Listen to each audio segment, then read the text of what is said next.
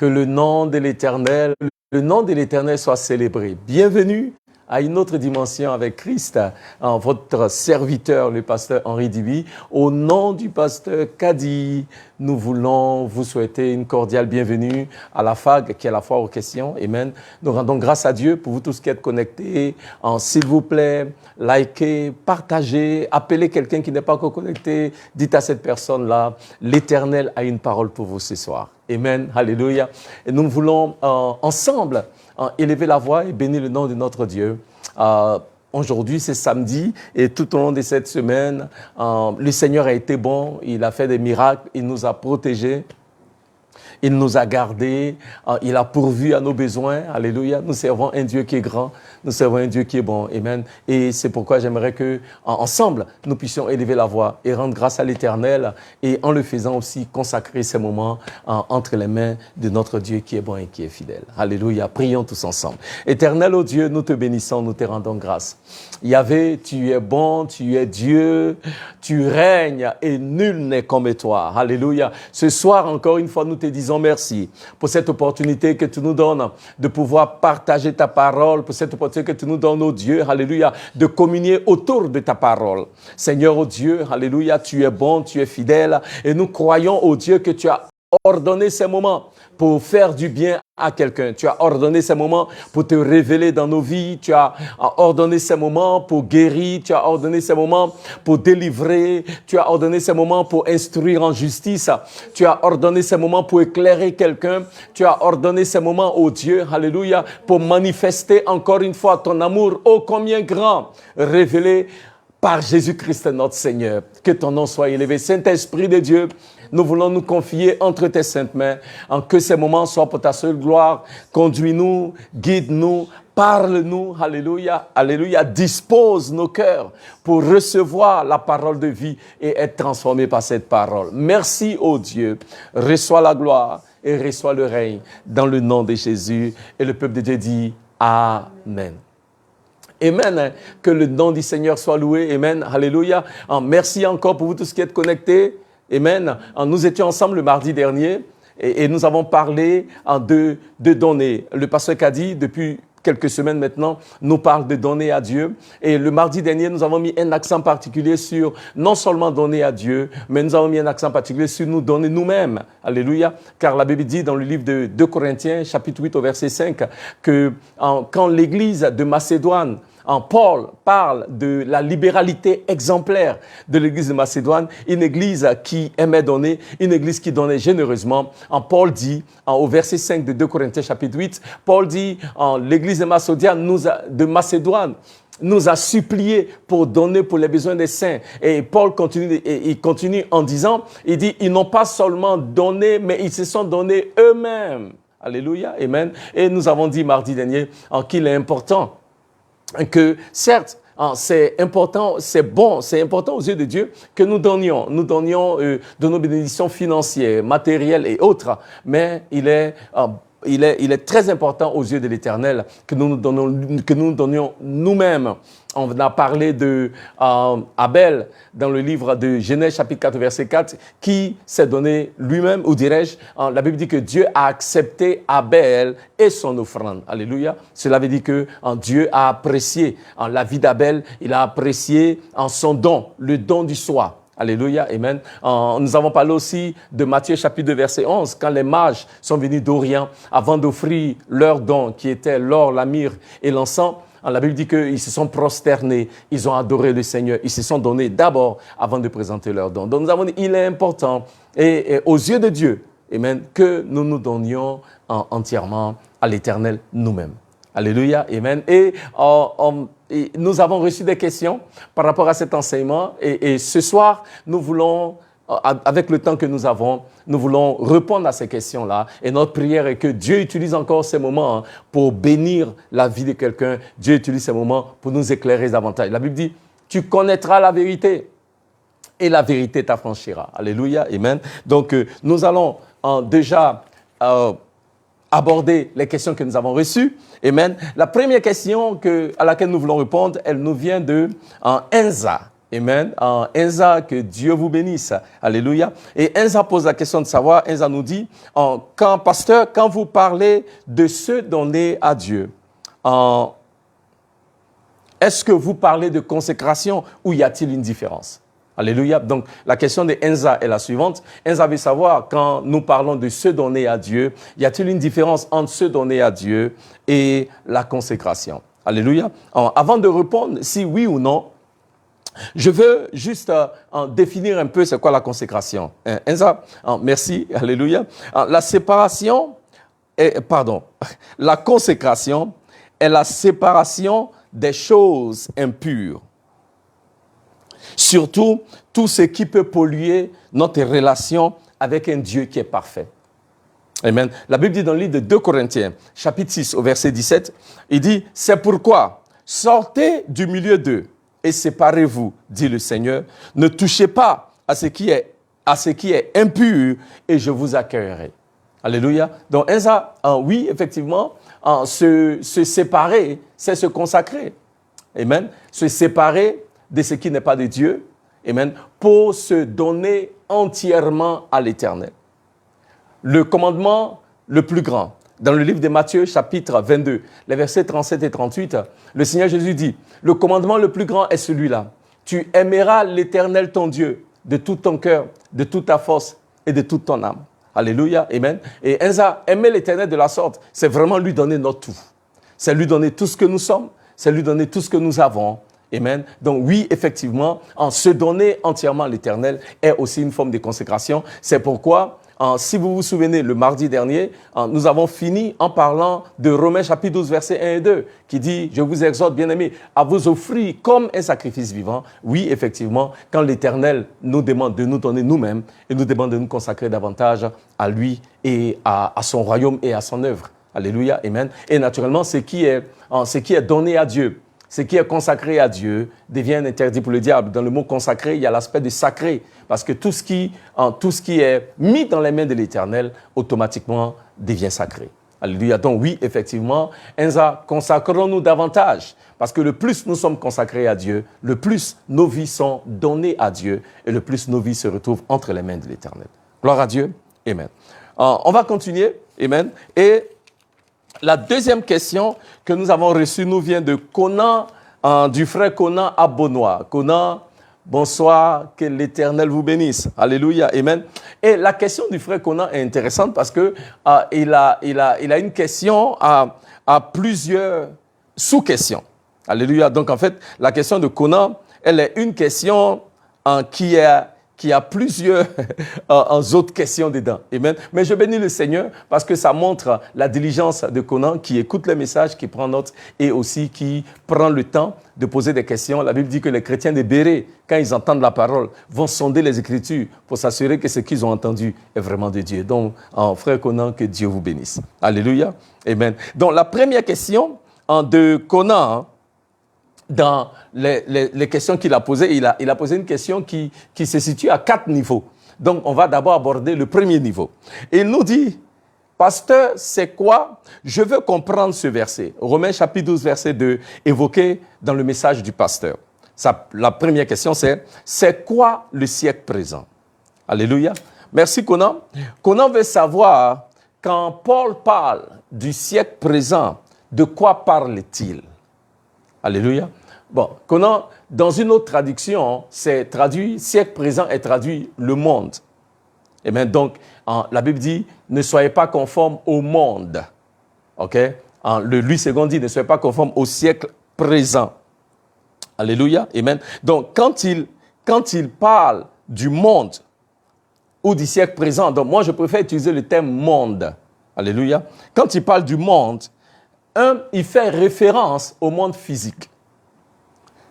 Jean chapitre 17, verset 24, nous dit, Dieu a fait le monde et tout ce qui y est. Donc le monde physique a été fait par Dieu. Okay? Donc quand il parle de monde, il parle du monde physique. Amen. 2. Quand il parle de monde, il fait aussi référence à ce que j'appelle le monde moral. Okay? Le monde moral, dans le sens où il y a des personnes qui sont indifférentes, hostiles et rebelles à Dieu. Amen. Des personnes qui sont indifférentes, des personnes qui sont hostiles ou des personnes qui sont rebelles à Dieu.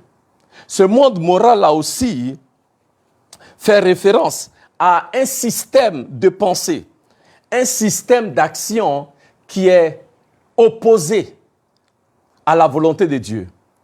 Un système de pensée, un système d'action qui ne glorifie pas Dieu.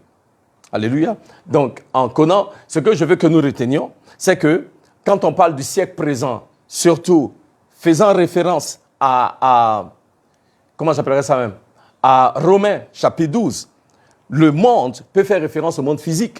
Mais spécifiquement, dans Romains chapitre 12, le monde dont l'apôtre Paul fait référence, c'est beaucoup plus le monde moral. Alléluia. C'est-à-dire qu'il fait référence aux personnes qui sont hostiles, aux personnes qui sont indifférentes et qui rejettent Dieu. Alléluia. Il fait référence au système de pensée, au système d'action dans le monde qui n'honore pas et qui ne glorifie pas Dieu. Amen. La Bible dit dans le livre de 1 Jean, chapitre 2, versets 15 et 16, j'aimerais qu'on voit ça ensemble et qu'on puisse lire en 1 Jean, chapitre 2, 1 Jean, chapitre 2, verset 15. Il dit ceci. N'aimez point le monde. OK? Donc, si tu veux, le monde ici dont il est question là, c'est le même type de monde. Le monde dont Jean parle ici, c'est le même type de monde dont Paul parle dans le livre de Romains. Il dit, verset 15, n'aimez point le monde, ni les choses qui sont dans le monde. Si quelqu'un aime le monde, l'amour du Père n'est pas en lui. Le monde dont il est question ici, c'est aussi, ça peut être traduit siècle présent. Le siècle présent dont il est question ici, c'est le système de pensée. Et je veux que ça, ce soit clair. Un système de pensée, OK? Une manière d'agir qui est hostile et qui est rebelle à la volonté de Dieu et au royaume de Dieu. OK? Donc, c'est pourquoi il dit, n'aimez point ça. Vous qui êtes chrétiens, vous qui êtes enfants de Dieu, n'aimez pas ce monde-là. N'aimez pas ce système de pensée. N'aimez pas ces façons d'agir. OK? Verset 16. Il dit, car tout ce qui est dans le monde, OK? Il continue. Car tout ce qui est dans le monde, je dis ça pour que nous comprenions mieux ce que la Bible dit quand on parle du siècle présent, ce que la Bible dit quand on parle de monde, dans Romains chapitre 12, verset 2. Car tout ce qui est dans le monde, la convoitise de la chair, la convoitise des yeux et l'orgueil de la vie n'est point du Père, mais vient du monde. Alléluia. Amen. Donc, quand à la question de savoir, c'est quoi le monde présent? Voici la réponse et j'espère que c'est clair. Alléluia. On continue. Conan nous pose une deuxième question. Et il nous dit, comment rejeter un monde dans lequel nous vivons? Donc, Conan, merci. Oui, effectivement, comment nous allons rejeter un monde comme ça, puisque nous vivons dans le monde. Donc, Conan, retenez bien ce que j'ai dit concernant le monde là. OK? Donc, j'ai dit que, et ce que j'ai dit, et ce que la Bible dit. Okay? La Bible dit, ce qui est dans le monde, c'est la convoitise de la chair. Donc, je parle du monde moral. La convoitise de la chair, la convoitise des yeux, l'orgueil de la vie. Mais il faut rejeter ça. OK? Très bien. Mais j'arrive, Conan. Quand nous parlons du monde qu'il faut rejeter, il est surtout question de ce système de pensée, de ces agissements dans le monde qui ne sont pas conformes à la volonté de Dieu. Conan, la Bible dit dans le livre de Jean 3,16, que nous connaissons tous très bien. Qu'est-ce que Jean 3,16 nous dit? Et frère Conan, je sais que si vous m'écoutez, nous pouvons ensemble dire ce que Jean 3,16 dit. Car Dieu a tant aimé le monde, n'est-ce pas? Mais Conan, comment la Bible peut nous dire que Dieu a aimé le monde? Et puis maintenant, dans le livre de Jean, le même Dieu l'a dit, n'aimez pas le monde. Et il semble avoir une forme de contradiction. Alléluia. Nous ne pouvons pas rejeter en connaissant un monde. Nous ne pouvons pas haïr un monde que Dieu aime. Si Dieu dit il aime le monde, nous ne pouvons pas rejeter le monde que Dieu aime. Alléluia. Parce que Dieu a dit dans Jean 3,16 qu'il aime le monde. Amen. Donc ça veut dire que le monde dont Dieu parle et qu'il aime, et puis le monde dont Jean parle dans 1 Jean chapitre 5, il y a quelque chose, ce n'est sûrement pas la même chose. La Bible dit encore, dans le livre de Genèse chapitre 1, verset 31, quand Dieu a créé le monde, il dit, et Dieu vit chaque chose qu'il avait faite, et voici, c'était très bon.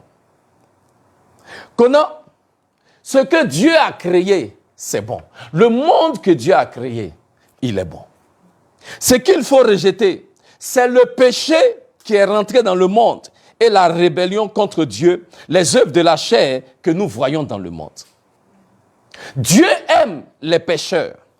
Ce que Dieu n'aime pas, c'est le péché qui est dans le monde. Alléluia. Donc, on ne rejette pas les gens dans le monde. On ne rejette pas ce que Dieu a créé.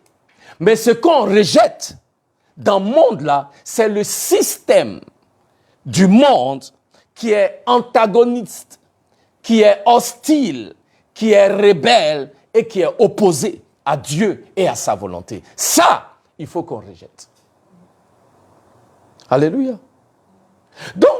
Donc, ce n'est pas exact de dire, mais on est dans le monde, comment on peut rejeter? Non, Dieu n'a pas dit, il faut qu'on comprenne. Le monde dont il est question ici, là, c'est ce qui est dans le monde que Dieu ne veut pas, auquel les hommes sont aboutis à cause de la dureté de leur cœur. Dieu dit ça, il faut rejeter. Alléluia.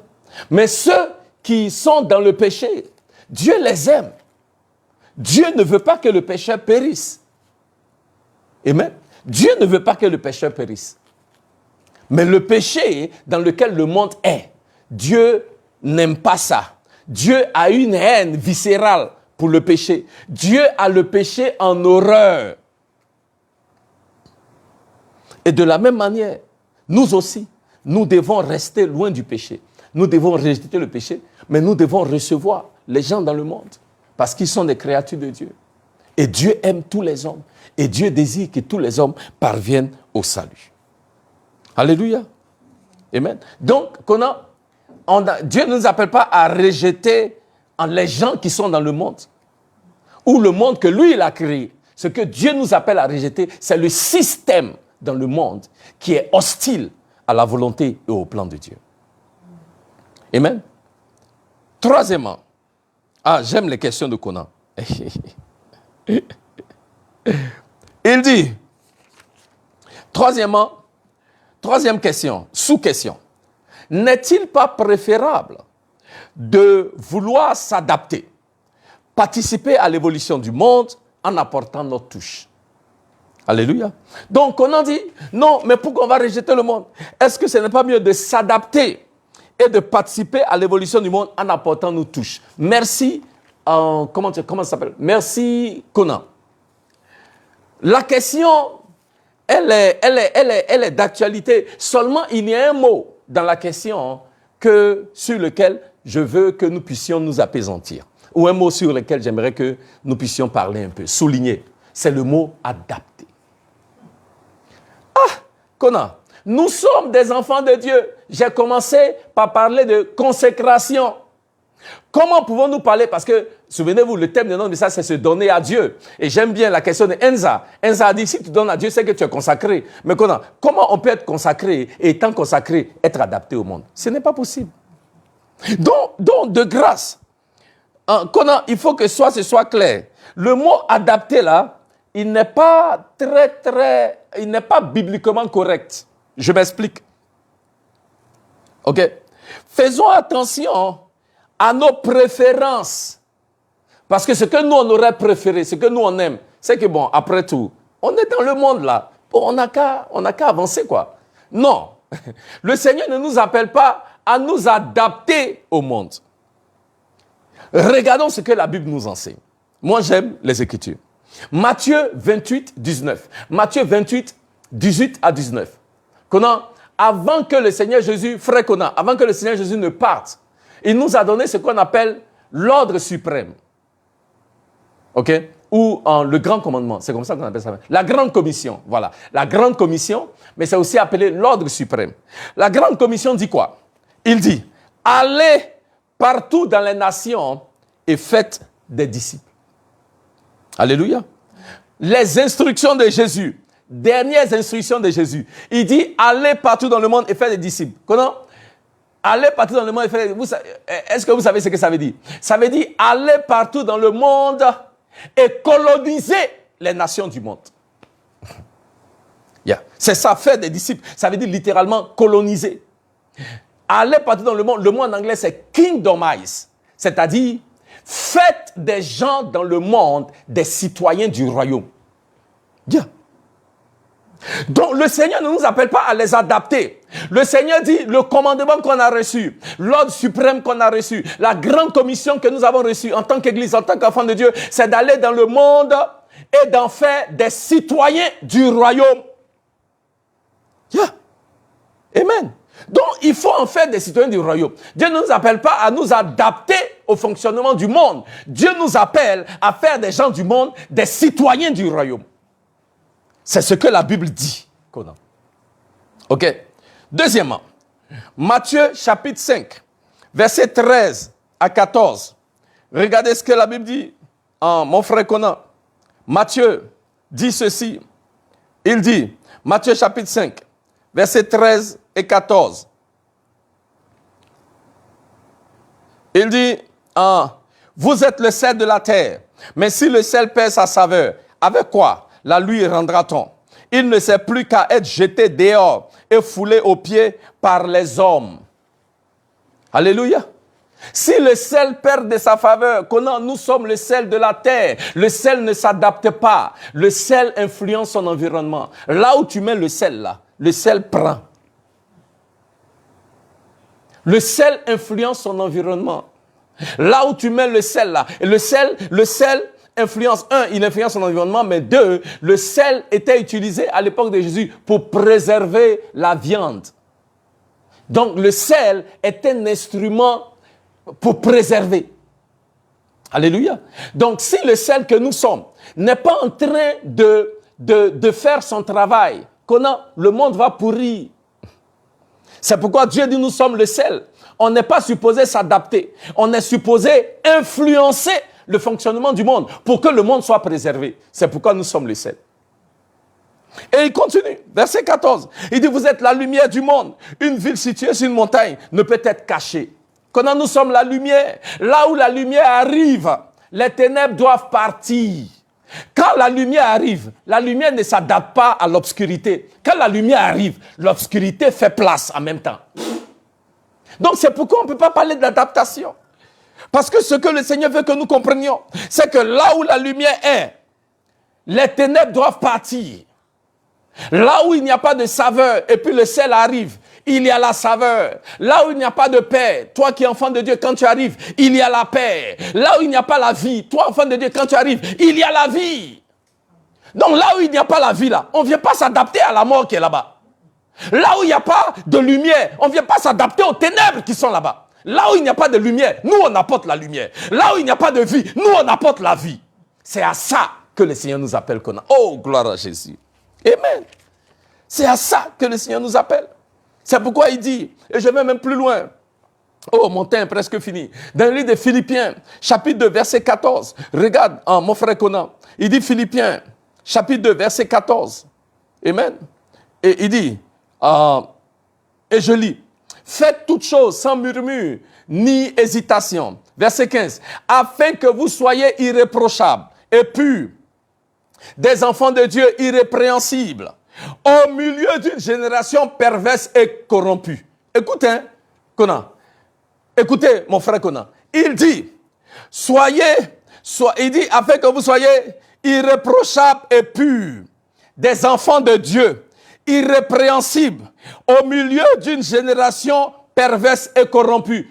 Dieu dit, au milieu de la génération des pervers et des corrompus là, sois irréprochable. Ne sois pas comme les pervers et les corrompus. Au milieu de la génération là, des enfants de Dieu, irrépréhensibles, irréprochables, au milieu, pas en dehors, pendant que tu es dedans. Ne sois pas compté parmi la génération des pervers et des corrompus. Ok, c'est pourquoi je dis le mot adapté est dangereux. Il faut faire attention à ce mot-là. Ce n'est pas à ça que Dieu nous appelle. Parce que nous sommes dans ce monde-là au milieu d'une génération perverse et corrompue. Mais Dieu dit, au milieu de ça là, sois irréprochable. Dieu dit, au milieu de ça là, préserve ta réputation. Dieu dit, au milieu de ça là, fais la différence. Il continue. Il dit, parmi laquelle vous brillez comme des flambeaux dans le monde. Des flambeaux dans le monde. Encore, le mot là encore est revenu. Le monde. Le monde dont il parle là, c'est la génération perverse et corrompue. C'est ça le monde. Donc il dit, au milieu du monde, de la génération perverse et corrompue, brille comme une lumière. Sois la lumière, mon frère Conan. Tu ne t'adaptes pas. Quand tu arrives là, là où il y a les perverses et les corrompus là, tu es irréprochable. C'est à ça que Dieu nous appelle. C'est le type de consécration que l'Éternel nous appelle. Je vais rebondir là-dessus et puis dire, quand tu t'es donné à l'Éternel, tu ne peux pas être comme les autres. Parce que tu appartiens à Dieu. Et à moins que la personne que tu as devant toi appartienne aussi à Dieu, vous n'opérez pas dans la même, au même niveau. Ce n'est pas la même chose. Ce n'est pas pareil. Donc, je veux nous encourager et dire ceci. Dieu ne nous appelle pas. C'est pourquoi il a dit encore dans Romains, si vous vous rappelez bien, il dit ne sois pas conforme. Ne soyons pas conformes. Dieu ne nous a pas appelés à être conformes. S'il vous plaît, arrêtons d'être politiquement corrects dans nos écoles, dans nos lieux de travail. Et très souvent, dans beaucoup d'endroits, nous voulons être conformes. J'ai même déjà entendu serviteurs de Dieu qui disent non. Les chrétiens, des fois, vous vous baladez comme ça avec vos Bibles. Vous savez, effrayer les gens. Vous parlez de Jésus. Parle de Jésus partout. Même, il y a des endroits, des fois, nous les chrétiens, on a honte de parler de Jésus à notre lieu de travail. On a honte de parler de Jésus dans les réunions de famille. Pourquoi? Parce qu'on veut s'adapter. Dieu ne nous a pas appelés à nous adapter. Dieu nous dit, partout nous sommes, partout nous allons, nous on doit faire la différence. Nous on doit marquer le territoire à Kazimaya avec le nom de Christ. Nous on doit ériger un autel à la gloire de Jésus. Là où nous sommes, partout nous allons. C'est pas, faut pas t'adapter. Et si on dit que tu es intolérant, il faut dire oui, c'est ça, c'est comme ça. Parce que si on parle d'intolérance, regardez auprès de nos cousins là-bas. Anyway, il faut que je continue. Qu'on a une dernière question, et puis on en aura fini. Oh, mon temps est presque fini. Donnez-moi 5 minutes. Quatrièmement, Conan nous dit, quel est réellement le rôle du chrétien dans ce monde? Donc, Conan veut savoir. Quel est réellement le rôle du chrétien dans ce monde? Je fais allusion à ceux qui laissent toute la place aux non-chrétiens de décider à leur place en disant que le monde est pour le diable. Quelle est la place du chrétien? Nous sommes la lumière du monde et le sel de la terre. Le rôle du chrétien dans ce monde, c'est de connaître Christ et de le faire connaître. En résumé, c'est de connaître et de le faire connaître. La Bible dit qu'on laisse la place au diable parce qu'on dit que le monde appartient au diable. C'est parce qu'on n'a rien compris. Okay? Parce que le monde là, que le diable a pris à cause du péché d'Adam, l'autorité, la gloire que nous avions, que le diable a pris à cause du péché d'Adam, ça a été restauré au travers de la venue de notre Seigneur Jésus-Christ. Donc le monde ne peut pas appartenir au diable. C'est une mauvaise compréhension des Écritures que de penser que le monde appartient encore au diable. Le monde n'appartient pas au diable. Je suis désolé, le monde n'appartient pas au diable. Et encore, je reviens, dans Matthieu chapitre 28, verset 18 à 20, dans l'ordre suprême, Jésus a dit, allez et faites des nations des disciples. Faites des nations des disciples. Alléluia. Amen. Faites des nations, c'est-à-dire que allez-y et établissez mon royaume dans les nations. faites des citoyens de ce monde, des citoyens du royaume. Jésus, en le disant, dit à l'Église, allez-y dans toutes les sphères de la société et établissez mon royaume. C'est-à-dire en politique, établissez mon royaume. À l'Assemblée, c'est-à-dire en politique, à l'Assemblée nationale, dans les décisions qui sont prises, à la présidence, allez-y et établissez mon royaume. Ça veut dire au niveau de l'éducation, allez-y et établissez mon royaume. Ça veut dire au niveau de l'économie, des business, allez-y et établissez mon royaume. Ça veut dire au niveau de la science, allez-y et établissez mon royaume. Ça veut dire au niveau de entertainment, c'est-à-dire les médias. Allez-y et établissez mon royaume. C'est ça que le Seigneur nous a dit. Le Seigneur ne nous a pas dit de laisser le monde dans les mains du diable. Ce n'est pas une bonne compréhension des Écritures. La terre appartient à l'Éternel et tout ce qui y est. Si la terre appartient à l'Éternel et tout ce qui y est appartient à Dieu, pourquoi est-ce que nous, on va laisser les autres prendre? C'est parce qu'on n'a pas compris. Ce n'est pas une bonne lecture de ce que les Écritures nous enseignent. En Jésus-Christ, nous sommes appelés à posséder. C'est pourquoi il a dit aux disciples, il a dit, occupez intilacam. Il a dit, occupez jusqu'à ce que je revienne. C'est-à-dire, il s'attend à ce que nous qui sommes chrétiens, nous soyons à la place d'autorité dans tous les domaines de la société jusqu'à ce que Jésus revienne. Si tu es un docteur, sois un bon docteur, mais sois un bon docteur chrétien.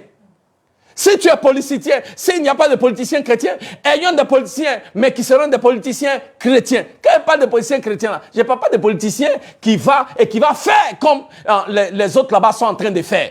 Je parle de politiciens qui, dans un monde pervers et corrompu, va continuer de briller la lumière du Seigneur. Sera irréprochable. C'est de ça qu'il est question. C'est de ça qu'il est question. C'est de ça qu'il est question. Aujourd'hui, dans un pays comme au Brésil, l'Assemblée nationale du Brésil a 17% de chrétiens à l'Assemblée nationale. 17% de chrétiens. Et je ne parle pas de chrétiens qui vont à l'église. Aujourd'hui, il ne va pas à l'église. Non, c'est des pasteurs. Ils se sont portés candidats et puis ils ont gagné. Ils composent 17% de l'Assemblée. Ils font un truc, comment on appelle ça même, un groupe à l'Assemblée nationale. On ne peut pas passer de loi sans eux. Ils sont incontournables. C'est de ça qu'il est question. C'est ce que Dieu attend de nous. Il faut qu'il y ait ça dans nos assemblées. Il faut qu'il y ait ça à la présidence. Il faut qu'il y ait ça dans nos hôpitaux. Il faut qu'il y ait ça dans nos écoles. Il faut qu'il y ait ça dans les médias. C'est à ça que l'Éternel nous appelle. Donc le rôle du chrétien, c'est quoi? C'est que là où tu es là, si tu es cultivateur, sois un cultivateur chrétien. Si tu es pêcheur, sois un pêcheur chrétien. Si tu vends au marché, et tu vends Niamankou avec bissap, sois un vendeur de Niamankou et de bissap chrétien. C'est de ça qu'il est question. Ce n'est pas de laisser quelque chose à quoi? Si tout appartient à mon Dieu, à mon Père, et tout ce qui est dans la terre lui appartient. Donc pourquoi est-ce que je vais laisser à quelqu'un d'autre? Si je laisse, c'est parce que je n'ai rien compris. Alléluia. Qu'on a vraiment que Dieu vous bénisse. Je suis très heureux pour ces moments passés en votre présence. Alléluia, amen. Et je rends grâce à Dieu pour les questions que nous avons reçues ce soir en notre prière et que Dieu continue d'utiliser sa parole pour nous éclairer davantage. Alléluia, amen. J'aimerais prier pour Enza, amen, qui nous a soumis une question. Je veux prier aussi pour Conan. Alléluia, que Dieu continue de révéler ses bienfaits et aussi pour tous ceux qui nous écoutent, que l'Éternel nous donne de nous consacrer véritablement à l'Éternel et que nous permettions à nos vies d'être utilisés entre les mains de Dieu pour établir son royaume. Partout où nous sommes, partout où nous allons, dans tout ce que nous faisons, quel que soit le secteur, le domaine d'activité que nous avons, que nous puissions révéler Christ, que nous soyons la lumière du Seigneur qui brille, même là où il y a les ténèbres, même là où il y a la perversité, même là où il y a le péché, que nous puissions toujours briller la lumière du Christ. Éternel, oh Dieu, merci pour ta parole qui est esprit et vie. Je veux te bénir pour la vie de Enza, pour la vie de Conan. Alléluia. Éternel, oh Dieu, tes enfants en qui désirent accomplir ta volonté, tes enfants qui veulent comprendre ce que toi tu veux faire avec eux et au travers d'eux. Yahvé, je prie au Dieu que tu leur donnes de se consacrer à nouveau entre tes saintes mains pour être utilisés par toi, oh Dieu. Alléluia. Et révéler ta gloire, révéler ta puissance, révéler ta fidélité partout où ils vont. Éternel, révèle-toi. Je prie au Seigneur pour toute personne connectée ce soir. Oh Dieu, révèle-toi davantage dans la vie de chacun, de chaque personne. Éternel, oh Dieu, que chaque vie soit consacrée à toi, oh Dieu. Alléluia. Oh Dieu. Une vie qui est consacrée à l'Éternel devient un interdit pour le diable. Une vie qui est consacrée à l'Éternel, alléluia, est un instrument de gloire, est un instrument de révélation de la gloire de l'Éternel, de révélation du miracle de l'Éternel, de révélation des bienfaits de l'Éternel. Oh Dieu, que chaque vie consacrée qui nous écoute ce soir, expérimente la main de l'Éternel. Oh Seigneur, merci oh Dieu, que ton nom soit élevé. Je prie au Seigneur, alléluia, pour chacun de tes enfants connectés ce soir, Éternel, parce que ton peuple a pris le temps, Seigneur, pour recevoir ta parole, pour entendre ta parole, oh Dieu, alléluia, éternel. Visite chaque personne, car tu as dit dans ta parole, oh Dieu, cherchez en premier le royaume de Dieu et sa justice, et toutes ces choses-là vous seront données par-dessus. Que chaque personne qui s'est connectée, parce que recherchant ta face, recherchant la vérité de Jésus, oh Yahvé, étends ta main et bénis, étends ta main et guéris, étends ta main et restaure, étends ta main et délivre, étends ta main, oh Dieu, alléluia, et fais un miracle dans la vie connectée, dans la vie de quelqu'un, d'une personne qui est connectée ce soir. Merci, oh Dieu, alléluia, que ton nom soit élevé et que ton nom soit béni. Merci. À toi la gloire, au nom de Jésus. Amen. Amen. Que Dieu vous bénisse. Au nom du pasteur Kadi, amen, nous voulons en rendre grâce à l'Éternel pour la vie de chacun de vous. Amen. En mardi prochain, nous vous donnons rendez-vous sur la même plateforme à partir de 18h30. Le pasteur Kadi sera de retour avec vous. Amen. Et je n'ai aucun doute que Dieu va continuer de nous faire du bien. Que Dieu vous bénisse. Amen.